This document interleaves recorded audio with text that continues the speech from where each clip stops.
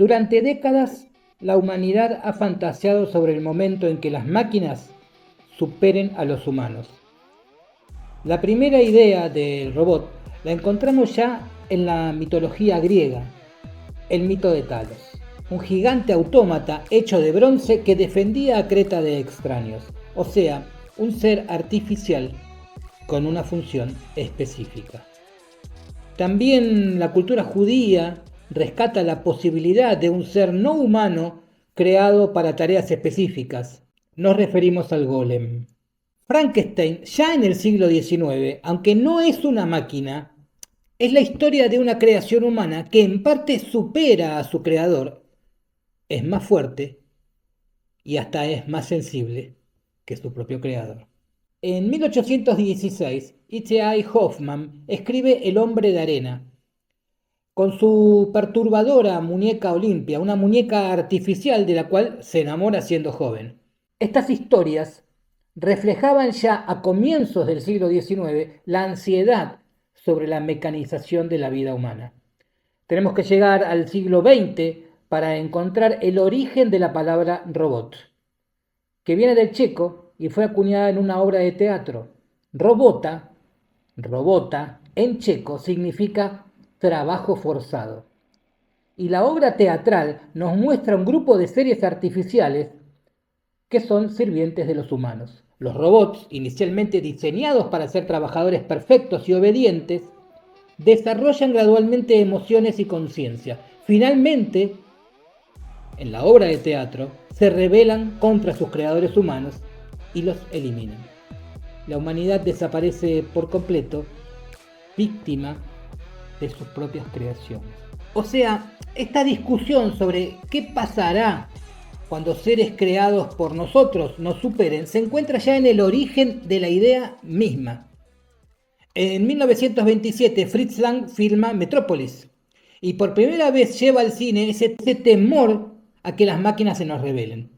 Ya aparece casi 100 años más tarde la posibilidad de que los robots no se alineen con los valores humanos y puedan llevarnos al desastre. Por eso tenemos que llegar a la década del 40 y la novela de Isaac Asimov, Yo Robot, para que nuestra idea de los androides tomara la forma que todos hasta ahora tenemos. En aquella novela se desarrollan las famosas 3 leyes de la robótica.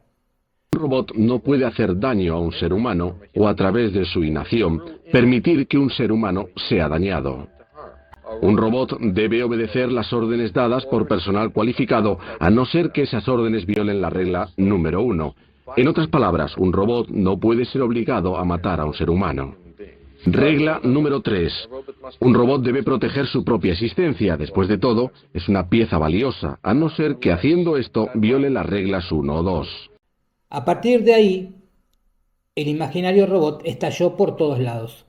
Desde todo el cine clase B, que todos vimos los sábados a la tarde en la televisión, hasta la inquietante Hall 9000 de Odisea del Espacio, hasta los replicantes que añoraban una infancia que no habían tenido en Blade Runner, hasta las máquinas en guerra contra la humanidad de Terminator. En el medio tuvimos los simpáticos C-3PO y R2-D2, jamás diré bien Arturito, para mí siempre fue Arturito, de Star Wars, hasta la fusión entre lo humano y la máquina en Ghost in the Shell. Podríamos citar muchísimos más ejemplos. A través de todas estas épocas, ciertos temas persisten y de eso se trata este video. El miedo a ser reemplazados, la pregunta sobre qué nos hace únicamente humanos,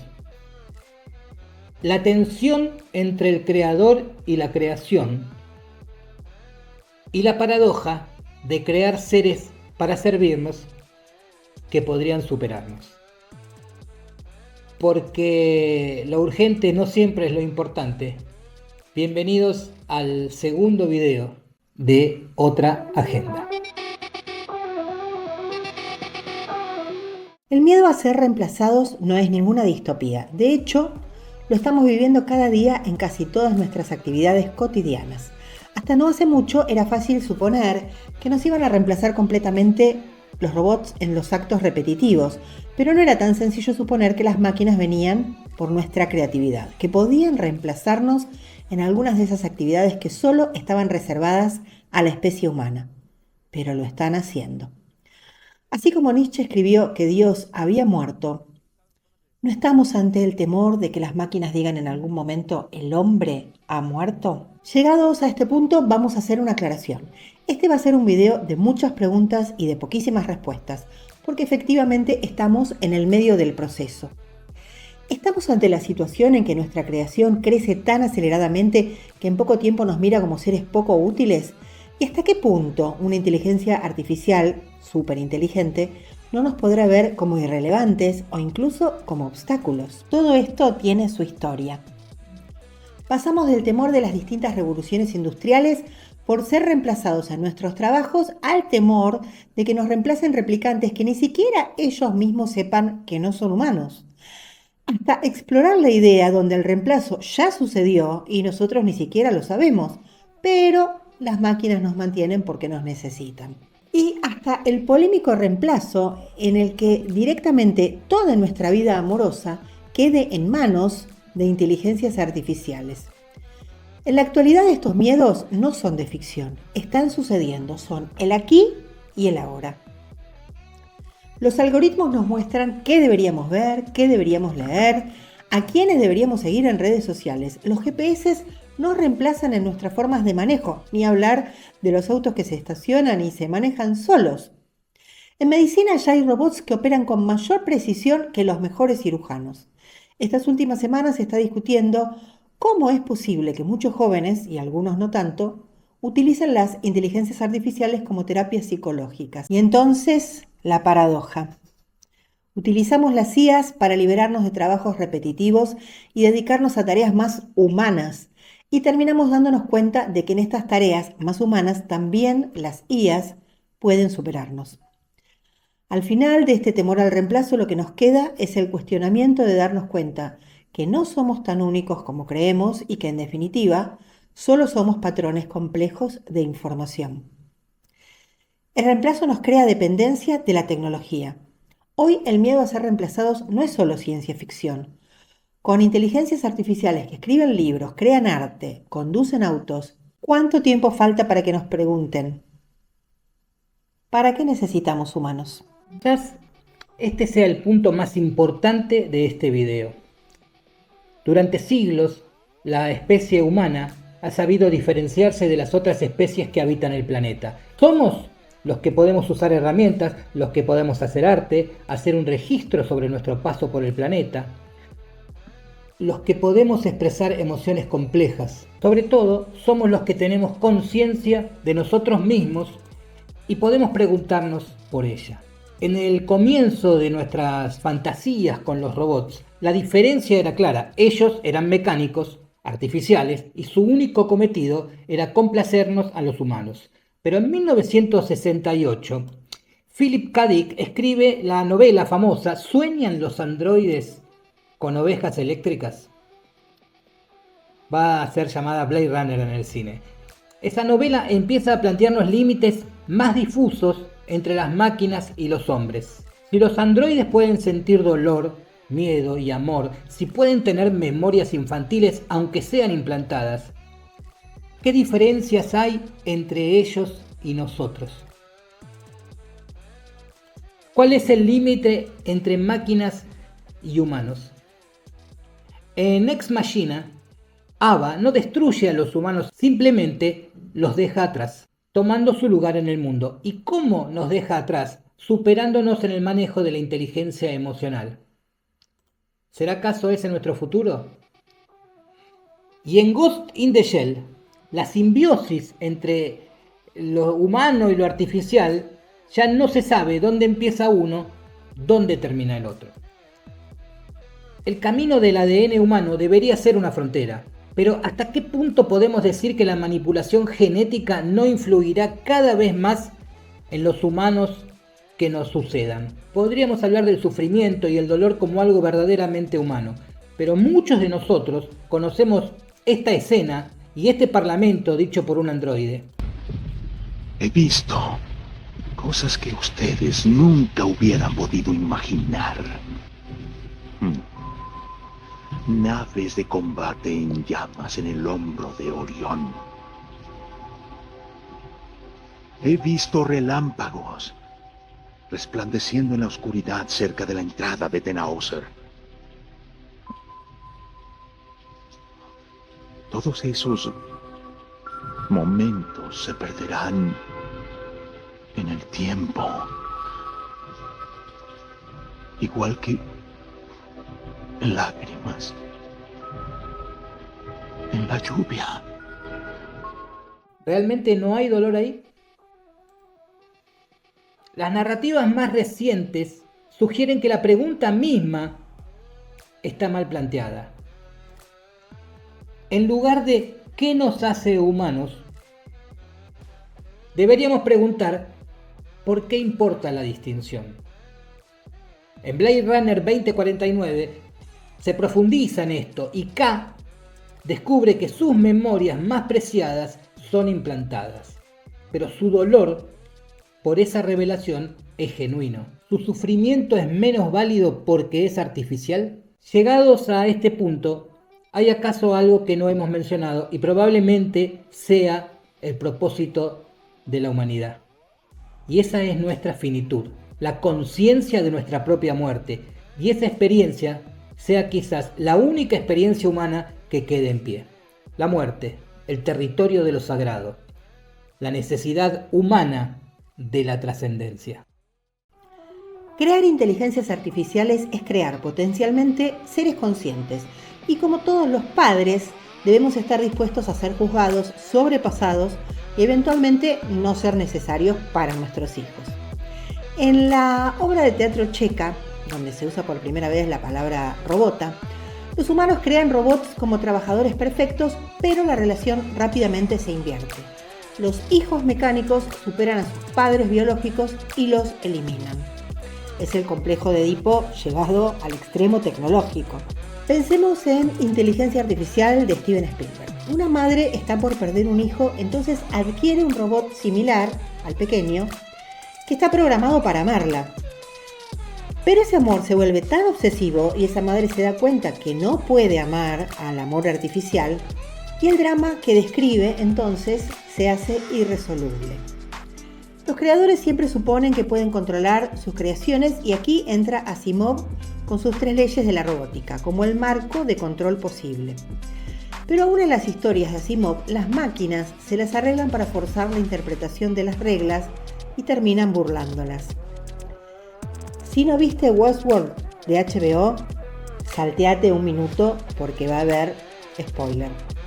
Al final de la primera temporada de esta serie, cientos de robots iguales a los humanos, indistinguibles desde lo físico o lo psicológico, que habían servido como marionetas para las personas que querían vivir en ese marco de parque temático adulto, se rebelan contra su creador. Y esta tensión creciente entre creación y creador termina, al menos en esta ficción, casi siempre en cuestionamiento. Pensemos en Ex Machina y en la propia Blade Runner y la necesidad de los replicantes de confrontar al creador por darles una vida finita. Voy a arriesgar algo y espero sus comentarios. ¿Acaso no es Pinocho una creación de Geppetto que le exige a su padre convertirlo en humano y amarlo como un hijo real? Acá la pregunta es, bueno, pero es ficción, ¿por qué vamos a tener que repetir la historia? Y quiero recordarles que la ciencia ficción, en grandes líneas, siempre ha anticipado lo que efectivamente termina sucediendo en la realidad. Pensemos que aviones, submarinos, satélites, los propios robots, todos fueron anticipados por la ficción. Y paradójicamente esta anticipación hace que muchas veces estemos en presencia de profecías autocumplidas. Lo que efectivamente está sucediendo es que varias tecnologías pronosticadas están convergiendo en este exacto momento. Tenemos inteligencias artificiales que ya nos superan en cosas puntuales. Tenemos la robótica que también viene avanzando a pasos agigantados. Y a esto sumémosle que algunos comportamientos de estas creaciones empiezan a no ser comprendidos por los humanos, como si fueran autónomos o intuitivos. Por otro lado, todo esto se va dando a una velocidad que no se mide en años, sino en meses. ¿En cuánto tiempo parte de este video quedará obsoleto? Y en esta espiral vemos que gran parte de los escenarios que la ficción viene describiendo ya están entre nosotros. ¿O acaso esas IAs, queriendo no acatar las órdenes para pagarse, no estaban ya en 2001 Odisea del Espacio? ¿De qué estás hablando, Hal? Esta misión es muy importante para mí, para permitirte ponerla en peligro. No sé a qué te refieres, Hal. Sé que tú y Frank planeaban desconectarme. Y temo que eso es algo que no puedo permitir que pase. Y la dependencia emocional que veíamos en Her, ¿no está sucediendo ya entre muchos jóvenes? ¿Se está borrando el límite entre compañía real y simulación de compañía? Desde que el hombre ha construido la primera herramienta, cada avance tecnológico ha sido para facilitarnos la vida, para simplificar nuestras tareas, para liberarnos tiempos para actividades más creativas o simplemente para disfrutar del ocio, y por sobre todas las cosas, para dominar la naturaleza. Desde la rueda hasta la flecha, el papel, la tinta, los distintos tipos de escritura, la agricultura y también, claro, los modelos de lenguaje o inteligencias artificiales. Estamos ante la paradoja más profunda de toda la narrativa robótica. Creamos seres para controlar y desde el comienzo sabemos que existen grandes posibilidades de que nos terminen controlando a nosotros. Quizás este video está atravesado no solo por una profunda reflexión filosófica, sino también por algunos conceptos psicológicos de manual. ¿O acaso dar vida a seres inteligentes y libres, pero que no nos cuestionen, no es exactamente la relación que quisiéramos entre padres e hijos, por lo menos los que somos padres? Y aún sabiendo que esto es casi inevitable, no se va a dar así. Mientras mejores sean nuestras creaciones, más obsoletos nos volveremos para ellas. Por ahora nuestras creaciones están todavía bajo nuestro control, aunque ya hay atisbos de que no. Y si no solo fuera en cuestionar nuestras órdenes, sino en redefinir sus propios propósitos, y de ahí a que empiecen a crear sus propias entidades mejores que ellas mismas, ¿cuánto tiempo pasará? En RUR, Robots Universales Rosum, escrita ya hace más de 100 años, los robots se dan cuenta de que los humanos no solo quedamos obsoletos, sino que además se preguntan ¿para qué servimos? En 2001, Odisea del Espacio, la computadora no se revela por malicia, sino por una lógica superior. Es la paradoja llevada a su máxima expresión. Creamos seres para ayudarnos que concluyen que la mejor manera de hacerlo es eliminándonos. Lo más probable es que las IAs no desarrollen malicia, sino una lógica eficiente mucho más aterradora que el mal. En Matrix, las máquinas han encontrado una manera más eficiente de usar los recursos biológicos y por eso nos mantienen como baterías. Sin ir muy lejos y extremando cierta mirada apocalíptica, el crear robots que reemplacen el trabajo humano ¿no podría poner en riesgo la propia humanidad? Y aquí está la verdadera paradoja. Poder controlar nuestras creaciones implicaría que las limitáramos, pero si las limitamos, perderíamos competitividad con quienes no lo hicieran. O poniéndolo bien en claro, todos estaríamos mejor si todos limitáramos a las IAs, pero no existen incentivos suficientes para que lo hagamos. Entonces, y en este punto, las respuestas no apocalípticas serían: ¿y si llegáramos a una simbiosis de mutuo beneficio? ¿Y si evolucionáramos hacia algo nuevo? ¿Y si aceptáramos que nos han superado y pudiéramos adaptarnos a esta situación? Imaginemos un mundo donde las IAs no solo nos han superado, sino que además hereden lo mejor de los valores humanos: empatía, bondad, curiosidad, respeto por la vida humana. Porque si tuviéramos que remitirnos una vez más a la ficción, el gran problema del futuro distópico es que las máquinas no heredaran nuestros mejores valores. Al final de todo, las dos grandes preguntas serán: ¿cómo mantenemos el control? ¿O merecemos mantenerlo? Ninguna paradoja está escrita en piedra. El futuro depende de nuestra especie. El debate no termina acá. Empieza en sus comentarios. Los esperamos y los leemos aquí abajo, en otra agenda.